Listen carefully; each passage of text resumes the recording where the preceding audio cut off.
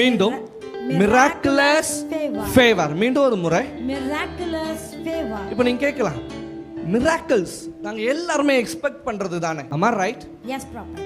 எத்தனை பேருக்கு மிராக்கிள் வேணும்னு கேட்டா நம்ம எல்லாரும் கை தூக்குவோம். எனக்கு மிராக்கிள் வேணும், என் குடும்பத்துக்கு ஒரு மிராக்கிள் வேணும், என் பையனுக்கு ஒரு மிராக்கிள் வேணும், என் பொண்ணுக்கு ஒரு மிராக்கிள் வேணும், என் ஹஸ்பண்டுக்கு, நாங்க பண்ற தொழில்ல ஒரு மிராக்கிள் வேணும், அட்லீஸ்ட் எங்களுடைய ஃபைனான்ஸ்ல ஒரு மிராக்கிள் வேணும். am I right? Yes.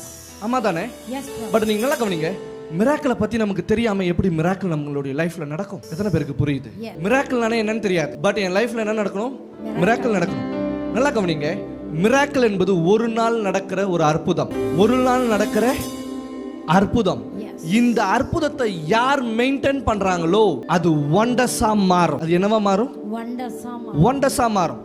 இப்போ எனக்கு மிராக்கிள் வேணும், என்னுடைய கேஸ் அர்ஜென்ட்ல இருக்கு, கோர்ட்ல நாளைக்கு கேஸ் வர போகுது, கோர்ட்ல கேஸ் வர போகுது, நான் மிராக்கிளஸா ஜெயிக்கணும். தீர்ப்பு யாருக்கு சாதகமா வரணும்?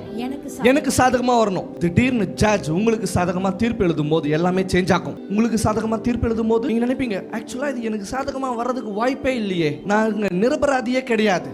am I right? பட் இப்ப தீர்ப்பு யாருக்கு சாதகமா வருது? that's it. சில பேருக்கு பாருங்க, தன்னுடைய நிலம் கை விட்டு போகும், தன்னுடைய நிலம் கை விட்டு போகும், பட் காட் அந்த இடத்துல மிராக்கிள் பண்ணா மட்டும்தான் உண்டு. சரி பங்காக பிரிக்க மாட்டாங்க, எல்லாரும் தனக்கு வேண்டிய எல்லா பங்கையும் பிரிச்சுப்பாங்க, பட் உங்களுக்கு மாத்திரம் சின்ன பங்கை ஒதுக்குவாங்க. இப்போ இந்த இடத்துல கடவுளுடைய தயவு தேவை, ஃப்ரீ ஃபேவர் தேவை.